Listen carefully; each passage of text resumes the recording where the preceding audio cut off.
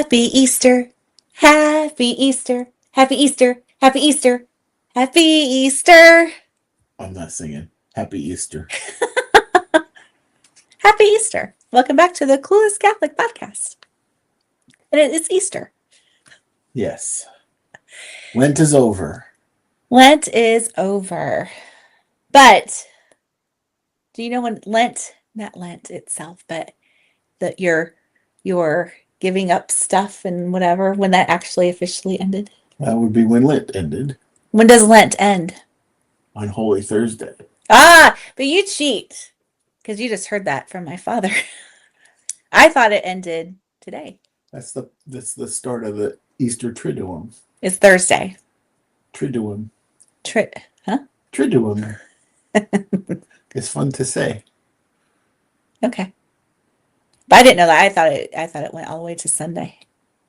So I could have been celebrating more. Just kidding. Just teasing. But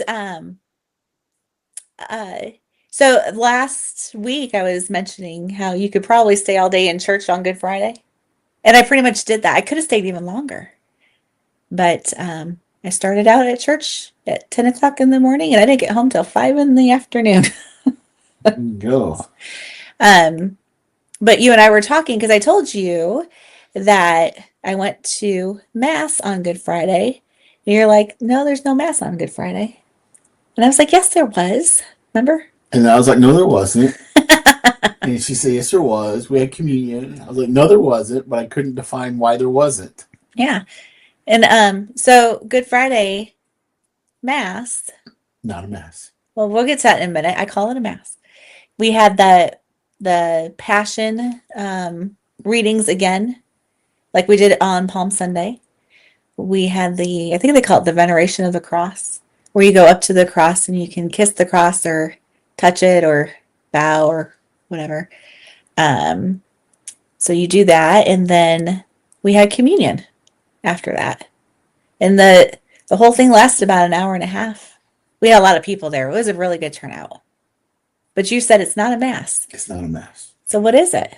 But before you say, one thing I thought that was interesting is that the what do you call it? Where they keep the hosts? What is that? The tabernacle. Okay. Tabernacle. That was open and it was empty. And there was nothing like on the altar or anything. Which is part of why it's not a Mass. Okay, so tell me. Why? It's a liturgical service. A liturgical service. Okay. The only day of the year that there's no Mass. Because the Mass started Thursday night. Okay. There's no formal ending of the Mass Thursday night. It flows into Friday. Oh. So Thursday, everything is consecrated. And the hosts are reserved for Good Friday. But that's what made it not a Mass, is that there was no consecration and no Eucharistic prayer. Gotcha. There you go. So it was, I don't recall ever going to a Good Friday Mass. And if I have, it's been a long time and I don't remember. But they walk in silently. You walk in silently. And the priest will prostrate in front of the altar. And then there was music, though, throughout the service. There you go. But then afterwards, they left in silence as well. So that's part of the whole thing. Like it just continues. That's what that means. It's that whole Easter Triduum. Leading up to Easter Vigil. Yes. So is Easter Vigil still considered Mass? Mass. Okay. And so that's still considered like your obligation. You can go on Saturday. Yeah. That's still obligated. Okay. Interesting. We went to Mass this morning, and remember last week I was like, fire and water. They have fire and water at the Easter Vigil, and you're like, I don't even remember, like, because last time we went was 19 years ago, and I don't remember that. But at one of our parishes, I mentioned that they have a bowl of fire, and somewhere there's water. We got to our church today, and I was like, what is this on the floor? And it was Candle wax. Candle wax. Candles. I was like, see, there was fire. They didn't clean up last night. There was fire. And the water was the sprinkling of the baptismal water. Is that what they call that? The sprinkling of the water? Yeah, I guess. I don't know. I love Father Cole, but during Easter and the Easter season, I miss Father Dzinski. You just like to get drenched. Father Cole is perfect. He's perfect. He uses the I don't even know what they call it, but just the scepter. That's what I'm going to call it, and it just barely sprinkles. And Father Dzinski used like branches, and it was so. You got soaked. The hymnals, you could always tell what song were being sung in years past because the hymnals were all crinkly. From the water. That's good He time. made sure everybody got hit. Oh yeah, for sure. He got me. Father Cole got me good today. But yeah, I had a very intense and emotional Good Friday. But you had to work. Did you do anything? I did lots of things, but not spiritually. Aw, nothing at all. You just didn't take the time. I fasted during the day. That's about it. Yeah. Which was hard because we had that networking meeting at Chicago's Pizza. Oh, I bet that pizza smelled good. It did. It did. Even the salad looked good. Oh man. So the one thing we started out talking about Lent. Yeah. A lot of people see Easter as a finish line because Lent's over and I can have my chocolate or alcohol or whatever again. Mm-hmm. Well, it's best that you don't look at that as a finish line because there's 50 days in the Easter season that continue. Why 50? I don't know. Well, probably because it would take us up to the days where Christ ascended. Oh, that would make sense. Derp. So today's reading, though, about the stone not being, or the stone was removed, Uh-huh. and Mary Magdalene found the stone removed. Now, I don't recall the reading starting from this point, so I had to look it up from the Bible, and I maybe I missed it. Did I miss it? There was an earthquake, and there was angels that actually moved the stone. No, well, there was an earthquake. That's not in this. That's not in this gospel, though. That's in Matthew. I think it's in Matthew, where they talk about the earthquake and tombs being opened. Yeah, it was in and some Matthew. of the saints coming back, Yeah, show themselves. yeah. But I was thinking about that. I was like, I don't know if they ever mentioned how the stone got moved. Better question is, why was the stone moved? Because Jesus was going in and out of rooms that were locked. What? Back up for me. What are you talking about? When you read about Jesus coming to meet the disciples, they always make a point of the fact that they were in a room and the door was locked. You mean the day before? No, after Easter. Oh, after The Easter. day before, he wasn't visiting anybody. Oh, that's true. What am I thinking of? Anyway, keep going. Are you talking about the upper room? Yes. Okay. Things like that. Okay. Yes. So he was a ghost. Well, that's what they were saying, but that's why they had him. That's why he ate fish in front of them, like Father talked about today, to prove that he wasn't a ghost. So why was the stone moved? Do you think he needed it to be? No, he didn't need the stone to be moved, but he needed a visual thing to say that he was no longer in there, right? How else would they have known that he wasn't in there? You're close. You're Okay. really close. Okay. Enlighten me. It was so the disciples could get in. But why would they need to get in? Well, you just said it. But if Jesus was out, why would they want to go in? To see To see that he was really gone? that the tomb Was empty. was empty. Would he be hiding? Like Peekaboo. peekaboo. Oh gosh. Oh, we were talking though about so Mary Magdalene went and she told Peter and John Yes. that the stone was removed, and then Peter and John had a foot race, Yes. And John got there first. and John got there first. But Peter went in. John like peeked. John let Peter go first. That the Catholic Church has always seen that as deferring to the authority. Oh, interesting. Yes. But John was like, I win, I won the foot race. And Peter's like, yeah, who's going to know? And John was like, everybody will know. So he wrote a gospel where he talked about it twice. I was just gonna say it's in there twice, right? Yeah. And then I was like, oh, but we haven't we have the Chosen series hasn't come to this part yet, right? No. I hope they put that in the Chosen series because I think that would be a lot of fun to see that scene. How real those characters are anyway. I think that would be fun to see them playing that scene. I think Easter's my favorite season in the church. Yeah? Yeah, because instead of, and not that I don't like the Old Testament, I do, but instead of the Old Testament reading, they always read from Acts. Yeah. And it seems a more cohesive story. It's very, I like that part. I was trying to remember what the readings were earlier. And I remembered it was Acts and I remembered it was Paul was the second reading.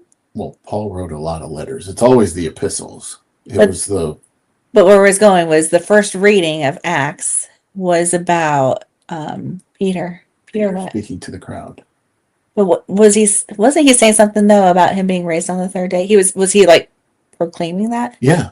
Yeah. Okay. He was saying, you've heard what happened all throughout Judea that began in Galilee. And then he was like, it culminated in the resurrection and Jesus has come back. So this is Peter speaking to everybody in Acts. Yes. Okay. Which is important because so people won't die or suffer for a lie. People will die and suffer for what they believe is the truth, even if it is a lie. Okay. But the difference is the apostles saw Jesus. So if the theory that they stole the body and hid it was true, they would never have allowed themselves to be killed for that lie. Oh. They knew the truth. You can say every saint after that died, a martyr, died for a lie. But those initial 11, of which 10 of which were martyred, Mm-hmm. they knew the truth. They went to their deaths willingly. There was 500 some other people that Jesus showed himself to in Acts as well. So there was, at least 510 people that knew the truth and were willing to die for it. You're not going to die if you know something's a lie. Yeah. So that's very important when it comes to Easter and defending our faith. And then it continued with Paul to the Colossians. Yes. And about the about Christ seated at the right hand of God. So it could just kind of continue that whole. It's almost like the Apostle Creed in these two readings. Yeah. Yeah. Yeah, I can see that. That's an interesting take. And then John told everybody he won the foot race. Twice. So I was thinking back to like when I was a kid and kind of our Easter traditions and stuff. And my grandma used to hide Easter baskets and we would go find the Easter baskets. And we would have those chocolate bunnies. Oh, yeah. The big chocolate bunnies. And you bit into it thinking that it was all chocolate, but no, it was air. It was so disappointing. Did you ever have those with air or all yours were chocolate? Every now and again, but my mom's a chocoholic, so she made sure that they were solid most of the time. Oh, you got the solid ones? Yeah. I got air. What about did you get presents and stuff too? Or baskets? Yeah. Well, I didn't do that with our kids. Yeah. Because my feeling was Christmas was commercialized too much as it was, and Easter was becoming that way, and working at Toys R Us, I was watching it happen. Yeah. For all those years. So yeah, I did get presents, got lots of Star Wars toys, but that's not something I continued with our kids. We got them little things, but we didn't go crazy. Like, we didn't make it a big deal like a lot of people that shopped at Toys R Us did. No. Maybe we would hide the Easter eggs and stuff. Yes. From time to time, but yeah, we didn't go all crazy with the baskets and the gifts. I can tell you from experience, though, if you ever hide the eggs inside. These are real eggs, mind you, not the plastic. Real dyed eggs inside. Make sure you write down every place you hide them. Otherwise, many weeks later, you will find it and it will stink. Yeah. Is that terrible? It happened. It did happen.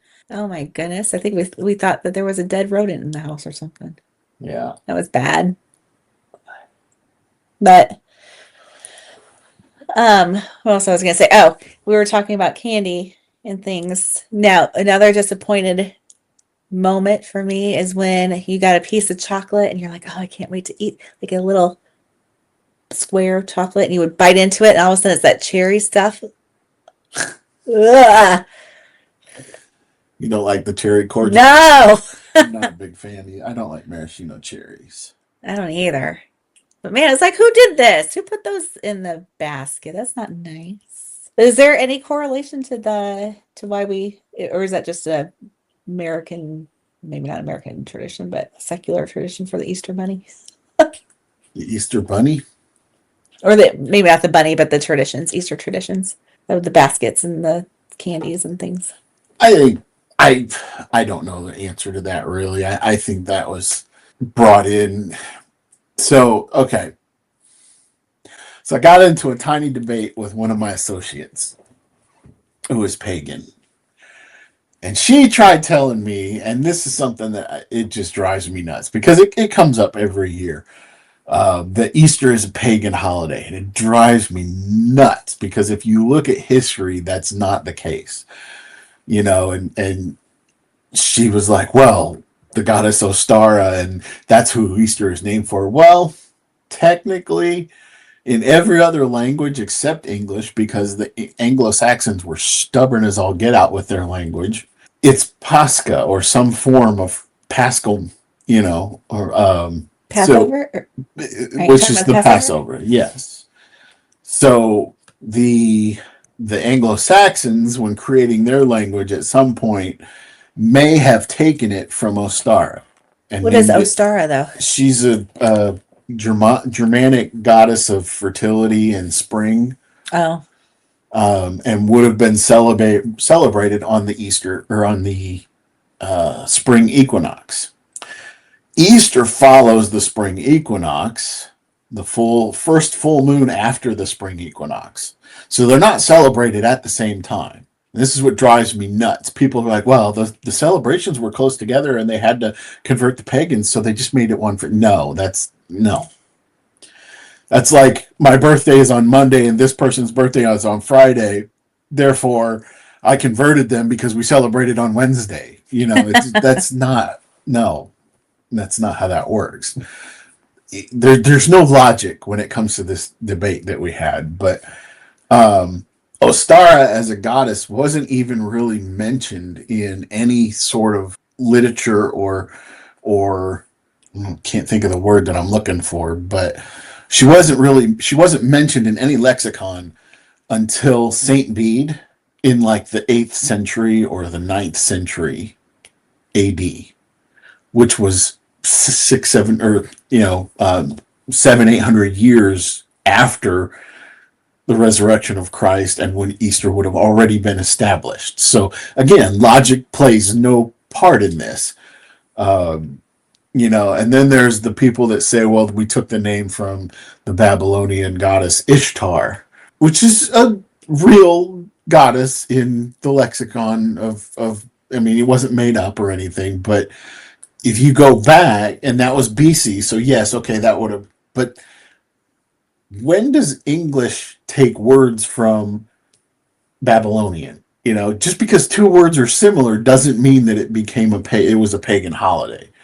So it drives me nuts. Easter is unabashedly a Christian holiday and the most important Christian holiday, more so even than Christmas. Christmas was the beginning, but Easter was the victory. Yeah. There, I'm off my soapbox now. That's okay. That's a good way to get me riled up, is start telling me that Christmas is pagan and Easter is pagan, and I will argue at the drop of a hat on that one. Anybody want to argue with Michael? The same associate tried to tell me Jesus was born in the summer because it said so in the Bible. I was like, no, it didn't. You need to read that Bible. Anyway, Oh my goodness, the things that people make up, right? yeah, Or hear. I don't even know. they got me riled up. Now my tummy hurts. Oh, I'm sorry. Well, on that note, we will leave you all with your families. I hope you have a wonderful Easter. I thought what I would do is I would just read from you from my devotional, which let me just, I don't know if I can put that up here. Let me see. Yeah, I can. So I have a free devotional that, so I have a sister page, I guess you can say. It's called A Sword and a Song, and you can find me on, yes, If it's free, how come it says pay hip? it's free on there. Okay. You can put a donation if you like, but you can keep it at 0. There you go. That's fine. But anyway, my sister's site is A Sword and a Song, and I'm on Facebook, Instagram, TikTok, YouTube. And Facebook is probably the most active that I'm at. With the other ones, I have to do videos, so it takes me a little bit longer. So if I miss a few days or weeks, sometimes that's why, because it takes me longer, and I'm only one person. So anyway, I thought I would just leave you with this little devotional for Easter Sunday. And it says, through Mary's joy on Easter morning, we behold the fulfillment of all God's promises, that every cross leads to resurrection, and every sorrow will be turned to eternal joy. The stone is rolled away, and the tomb stands empty. Christ is risen, death has been conquered, and hope is restored to the world. In the stillness before dawn, Mary awaited this moment with a heart full of faith. Her sorrow is now turned to joy, her tears to song. The resurrection reveals that God's love is stronger than sin and more powerful than death. With Mary, we rejoice in the radiant light of Easter morning, giving thanks for the victory of her Son, our Savior and King. And then I have a message from Mary. It says, my dear children, rejoice with all your heart. My Son is risen. The sorrow of the cross has given way to the joy of new life. Let Easter fill you with hope, courage, and renewed faith. Jesus lives, and he desires to raise you into his light. Open your heart to his resurrection and let his victory transform your life. There you go. Amen. Amen. All right, until next time. Oh, we can start Leviticus next week. I need people to support me in Leviticus teaching. I don't know. I'm going to try to make it as fun as I can. It's a lot. Until then, I can't wait. See you then. Happy Easter. Happy Easter. Bye, guys.